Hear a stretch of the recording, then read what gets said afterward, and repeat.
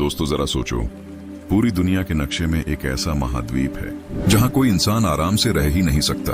तापमान इतना गिर जाता है कि मिनटों में खून जम जाए, जहां 24 घंटे सूरज भी कभी डूबता नहीं तो कभी महीनों तक उगता ही नहीं, और उस जगह का नाम है अंटार्कटिका। अब आप सोचोगे कि इसमें नया क्या है। हर कोई जानता है कि वहां सिर्फ बर्फ है, पेंगुइन है और कुछ साइंस वाले लोग रिसर्च करते रहते हैं। पर असली सवाल ये है, अगर वहां सिर्फ बर्फ ही है तो दुनिया की 50 से ज्यादा सरकारें मिलकर वहां इतनी सख्ती क्यों कर रही हैं? क्यों एक आम इंसान वहां जाकर घूम भी नहीं सकता? और क्यों बार बार खबरें आती हैं कि वहां बर्फ के नीचे कोई गुप्त शहर दबा हुआ है? 1959 में एंटार्क्टिक ट्रीटी साइन हुई। दुनिया की महाशक्तियां जो बाकी जगह एक दूसरे की दुश्मन थीं, अचानक यहाँ दोस्त बन गईं। अमेरिका, रूस, ब्रिटेन और बाद में चीन तक सबने मिलकर कहा कि यहाँ सिर्फ साइंटिफिक रिसर्च होगी। दोस्तों जरा सोचो, जहाँ तेल, सोना, खनिज सब कुछ छुपा हो सकता है, वहाँ कोई देश दावा क्यों नहीं करता? आज तो चांद और मंगल पर तक झंडा गाड़ने की होड़ है, लेकिन धरती का इतना बड़ा टुकड़ा सबने मिलकर नो एंट्री जोन बना दिया। क्यों? यहीं से शुरू होता है गुप्त शहर वाला किस्सा। उपग्रह से जब अंटार्कटिका को स्कैन किया गया तो बर्फ के नीचे कुछ ऐसी आकृतियां मिली जो नेचुरल नहीं लगती। कुछ जगहों पर पिरामिड जैसे आकार, कहीं सीधी सीधी रेखाएं जैसे सड़कें, और कहीं अजीब गुफाएं और गोलाकार संरचनाएं। अब वैज्ञानिक कहते हैं ये तो बर्फ और हवा के कारण बनी नेचुरल फॉर्मेशन है। पर भाई सवाल ये है, नेचुरल बर्फ की आकृति इतनी परफेक्ट पिरामिड जैसी कैसे हो सकती है? 1513 का एक नक्शा है, पिरी राइस मैप, तुर्की के नाविक पिरी रईस ने बनाया था। उस नक्शे में अंटार्कटिका बिना बर्फ के दिखाई देती है। मतलब पिरी रईस को 500 साल पहले ही पता था कि इस महाद्वीप के नीचे क्या है।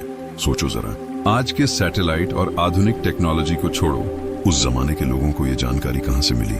क्या उन्होंने खुद देखा था या फिर किसी और सभ्यता ने उन्हें ये नक्शा दिया?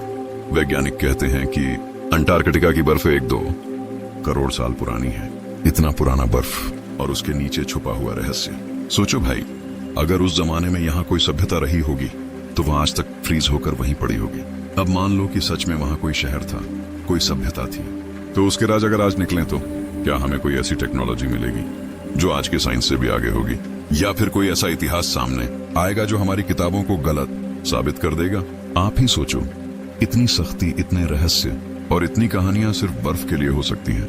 या फिर सच में वहां छुपा है कोई गुप्त शहर, कोई प्राचीन सभ्यता या एलियंस का बेस? आप यकीन नहीं करोगे, पर अंटार्कटिका की बर्फ के नीचे एक गुप्त झील छुपी हुई है। नाम है लेक वॉस्टॉक। ये झील लगभग 14,000 वर्ग किलोमीटर की है, यानी हमारी दिल्ली से भी बड़ी। और ये झील लाखों साल से पूरी तरह बर्फ की परतों में बंद है। अब सोचो जरा, इतने सालों तक जब ये झील बाहर की दुनिया से कटी रही तो इसके अंदर कैसी जिंदगी हो सकती है, किसी को नहीं पता। रूस के वैज्ञानिकों ने इस झील तक पहुंचने के लिए लगभग 4 किलोमीटर मोटी बर्फ में छेद किया। 2012 में पहली बार झील का पानी निकाला गया, और जब उन्होंने इसका एनालिसिस किया तो उनके होश उड़ गए। उन्हें मिले 3,500 से ज्यादा डीएनए सीक्वेंस, जिनमें से कुछ तो पहले कभी नहीं देखे गए थे। दोस्तों, इसका मतलब ये हुआ कि इस झील में ऐसे जीव हैं जो पूरी दुनिया से अलग थलग रहकर लाखों साल से जिंदा हैं। यानी ये जगह हमारे लिए किसी एलियन प्लैनेटॉन जैसी है। अब कॉन्स्पिरेसी वाले लोग कहते हैं, भाई हो सकता है ये झील सिर्फ साधारण जीवों का घर ना हो, बल्कि यहाँ कुछ ऐसा हो जो इंसानियत से छुपाया जा रहा है। कुछ रिपोर्ट्स कहती हैं कि इस झील से अजीब तरह के माइक्रोब्स मिले हैं जो शायद बाहर की दुनिया में सरवाइव ही न कर पाए। अगर ये सच है तो सोचो, हमें यहाँ से कौन सी नई बीमारियां या नई शक्तियां मिल सकती हैं? और अगर सरकारें इन सबको छुपा रही हैं तो उसके पीछे कोई तो बड़ा कारण होगा। अब आते हैं उस चीज पर जिसने पूरी दुनिया को हैरान कर दिया, अंटार्कटिका के पिरामिड। नासा की सैटेलाइट तस्वीरों में यहाँ कुछ ऐसे स्ट्रक्चर्स दिखे हैं जो बिल्कुल इजिप्ट के पिरामिड स्वान जैसे लगते हैं। एकदम परफेक्ट त्रिकोण, एकदम सीधी लाइनें। वैज्ञानिक कहते हैं ये नेचुरल आइस फॉर्मेशंस हैं। पर भाई, नेचुरल चीजें इतनी जियोमेट्रिक कैसे हो सकती हैं? इतनी परफेक्ट आकृति तो इंसान भी बड़ी मशक्कत से बना पाता है। अब सवाल उठता है, क्या यहाँ कोई प्राचीन सभ्यता रहती थी जिसने पिरामिड बनाए थे? या फिर ये सब एलियन बेस हैं जहाँ किसी और दुनिया के लोग आते जाते थे? अब जरा सुनो, 1946 में अमेरिका ने अंटार्कटिका में एक बड़ा मिशन चलाया, operation high jump. Admiral Richard bird के नेतृत्व में वहां 4,000 सैनिक 13 जहाज और 30 एयरक्राफ्ट भेजे गए। आधिकारिक तौर पर कहा गया ये रिसर्च मिशन है, लेकिन इतने सारे सैनिक और हथियार रिसर्च के लिए क्यों भेजे जाते हैं? कुछ रिपोर्ट्स कहती हैं कि वहां अमेरिका को कुछ ऐसा मिला जिसने सबको चौंका दिया।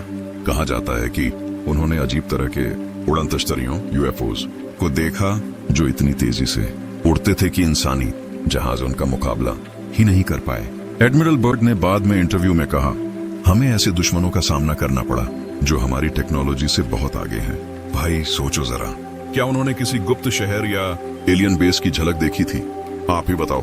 अगर वहां सिर्फ बर्फ ही है तो इतना बड़ा सैन्य अभियान क्यों चलाया गया? और अगर कुछ मिला था तो वो सच जनता से क्यों छुपाया जा रहा है? अब जरा सोचो, दूसरी वर्ल्ड वॉर का टाइम है, साल है 1938, पूरी दुनिया जंग की आग में जल रही थी और उसी समय जर्मनी ने अचानक अंटार्कटिका में एक गुप्त अभियान शुरू कर दिया। इस मिशन का नाम था न्यू स्वाबिया। नाजी जर्मनी के जहाज श्वाबनलैंड ने अंटार्कटिका की बर्फ पर लैंड किया। उन्होंने वहां जर्मनी का झंडा गाड़ा और कहा, ये इलाका अब हमारा है। लेकिन भाई बात सिर्फ झंडा गाड़ने की नहीं थी। कहा जाता है कि नाजियों ने वहां गुप्त बेस बनाए जहां उन्होंने अपनी सीक्रेट टेक्नोलॉजी और रिसर्च छुपा कर रखी, क्योंकि ये जगह दुनिया से इतनी दूर थी कि कोई आसानी से वहां पहुंच ही नहीं सकता। अब कंस्पिरेसी वाले कहते हैं नाजियों के पास ऐसी टेक्नोलॉजी थी जो दुनिया से सैकड़ों साल आगे थी। कुछ लोग दावा करते हैं कि उन्होंने अंटार्कटिका में उड़न तश्तरी यूएफओ जैसी मशीनें की बनाई थी। उन्हें कहा जाता था दी ग्लॉकर द बेल, यानी घंटी। ये मशीन टाइम ट्रैवल और ग्रेविटी कंट्रोल पर एक्सपेरिमेंट करने के लिए बनी थी। अब सोचो, अगर ये सच है तो जर्मनी हारने के बाद उनके वैज्ञानिक और टेक्नोलॉजी कहाँ गए? कई लोग मानते हैं कि उनका ठिकाना था अंटार्कटिका का गुप्त शहर। कहा जाता है कि नाजियों ने बर्फ के नीचे टनल बनाई और वहां अंडरग्राउंड शहर बसाए। वहां उनके वैज्ञानिक, इंजीनियर और खास सैनिक रहते थे। कुछ अफवाहें तो ये भी कहती हैं कि आज भी वहां उनकी नई पीढ़ी रहती है जो दुनिया से छुपकर अपनी टेक्नोलॉजी को और आगे बढ़ा रही है।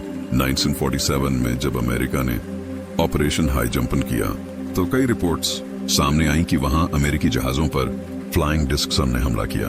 कहा जाता है कि ये पन्नाजी यूएफओ सम थे। कुछ मिनटों में ही अमेरिका के कई जहाज तबाह हो गए। मिशन को अचानक रोककर उन्हें वापस लौटना पड़ा।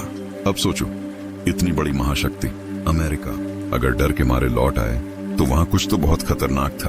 अब दोस्तों, कंस्पिरेसी यही नहीं रुकती। कुछ लोग कहते हैं कि अंटार्कटिका की बर्फ के नीचे सिर्फ बेस नहीं बल्कि रास्ता है धरती के अंदर की दुनिया का। इसे कहते हैं हॉलो अर्थ थ्योरी, यानी हमारी धरती पूरी सॉलिड नहीं है बल्कि अंदर एक और दुनिया बसी है जहां अपना आसमान है, अपने सूरज जैसी रोशनी है और शायद एक गुप्त सभ्यता रहती है। और ये रास्ता सिर्फ ध्रुवीय इलाकों से मिलता है, यानी नॉर्थ पोल और साउथ पोल अंटार्कटिका। भाई अब सोचो जरा, अगर ये सब बकवास है तो जर्मनी ने इतनी दूर आकर बेस क्यों बनाया? अमेरिका ने हजारों सैनिक क्यों भेजे? नासा और यूएन अंटार्कटिका में आम लोगों को जाने क्यों नहीं देते? क्या सच में वहां बर्फ के नीचे एक गुप्त शहर है या फिर पूरी धरती के अंदर एक अलग दुनिया छुपी है? अब आते हैं उस इंसान पर जिसने अंटार्कटिका का सबसे बड़ा रहस्य अपनी आंखों से देखा था, एडमिरल रिचर्ड बर्ड। कहानी है साल 1943 की। ऑपरेशन हाई जंप से लौटने के बाद बर्ड ने एक डायरी लिखी थी। ये डायरी कई सालों तक सीक्रेट रही और बाद में लीक हुई। उस डायरी में उन्होंने लिखा, मैंने अंटार्कटिका की बर्फ में एक बड़ा खुला इलाका देखा। वहां हरी भरी जमीन थी, झीलें थीं और आसमान से अजीब उड़ने वाली डिस्क्स उतर रही थीं। इन उड़न तश्तरियों ने हमें रोका और कहा, इंसानों को परमाणु हथियारों से दूर रहना चाहिए। भाई सोचो, अगर ये सच है तो मतलब अंटार्कटिका के अंदर एक पूरी सभ्यता रहती है जो हमारी दुनिया को दूर से देख रही है। अब सवाल ये है, अगर वहां कुछ खास नहीं है तो अंटार्कटिका को लेकर इतनी सख्त पाबंदियां क्यों हैं? 1959 में बनी टू एंटार्क्टिक ट्रीटी मस कहती है, कोई भी देश यहाँ परमाणु परीक्षण नहीं कर सकता, कोई भी खनिज खुदाई माइनिंग नहीं कर सकता, कोई भी मिलिट्री बेस नहीं बना सकता। भाई ये तो ठीक है, पर सोचो, अगर ये सिर्फ रिसर्च के लिए खुला है तो यहाँ जाने पर इतनी सख्त रोक टोक क्यों है? यहाँ आम आदमी तो छोड़ो, बड़े बड़े एडवेंचरर भी कुछ सीमित जगहों से आगे नहीं जा सकते। कहा जाता है कि बर्फ के अंदर कई ऐसे इलाके हैं जो पूरी तरह नो गो जोन है। वहां कोई रिसर्च टीम भी बिना स्पेशल परमिशन के नहीं जा सकती। नासा और कई स्पेस एजेंसियों ने अंटार्कटिका के ऊपर से हजारों तस्वीरें ली हैं, पर उनमें से कई फोटोज को ब्लर या सेंसर करके ही जारी किया जाता है। कुछ लीक हुई तस्वीरों में दिखा है परफेक्ट गोलाकार छेद, अजीब सी लाइनें और पिरामिड जैसी आकृतियां, बर्फ में बड़े बड़े टनल्स। अब दोस्तों, ये सब नेचुरल कैसे हो सकता है? इतनी परफेक्ट आकृति तो इंसान भी आज आसानी से नहीं बना पाता। 2012 में रूस की टीम ने लेक वोस्टॉक से नमूने लिए। उनके रिसर्च डॉक्यूमेंट्स तो पब्लिक हुए, पर बाद में कई डेटा अचानक गायब हो गए। कई वैज्ञानिकों ने कहा, हमने ऐसी डीएनए सीक्वेंस देखी जो इंसानों के लिए पूरी तरह नई है। कुछ समय बाद रिसर्च टीम के 2 लोग रहस्यमय तरीके से गायब हो गए। कहा गया कि एक्सीडेंट था, पर कॉन्स्पिरेसी वालों का कहना है उन्हें चुप करा दिया गया। सब आप ही सोचो, अगर यहाँ सिर्फ बर्फ और ठंड ही है तो ये डायरी क्यों दबाकर रखी गई? ये ट्रीटी इतनी सख्त क्यों बनाई गई? नासा और रूस की रिसर्च का आधा डेटा क्यों गायब हो गया? क्या सच में बर्फ के नीचे कोई गुप्त शहर छुपा है? साल 2016 में नासा के सैटेलाइट ने अंटार्कटिका की बर्फ के नीचे कुछ अजीब आकृतियां पकड़ी। तस्वीरों में दिखा परफेक्ट त्रिकोणीय पिरामिड, बर्फ में बनी सीधी 10 किलोमीटर लंबी रेखा और गोलाकार गहरे छेद। अब भाई, ये सब नेचुरल कैसे हो सकता है? इतनी जियोमेट्रिक परफेक्शन तो इंसान भी मशीनों से ही बना पाता है। कुछ लोग मानते हैं कि ये सब पुरानी सभ्यता का काम है, पर एक और बड़ा दावा है, ये सब एलियन बेस है। कई रिसर्चर्स का कहना है कि अंटार्कटिका में यूएफओ साइटिंग सबसे ज्यादा होती हैं। कुछ सैनिकों ने गवाही दी कि उन्होंने पानी से निकलते हुए फ्लाइंग डिस्क्स देखी। मतलब वहां बर्फ के नीचे एक ऐसा शहर है जो इंसानी नहीं है। कुछ इतिहासकार कहते हैं कि शायद ये जगह एटलांटिस नाम की खोई हुई सभ्यता का हिस्सा है।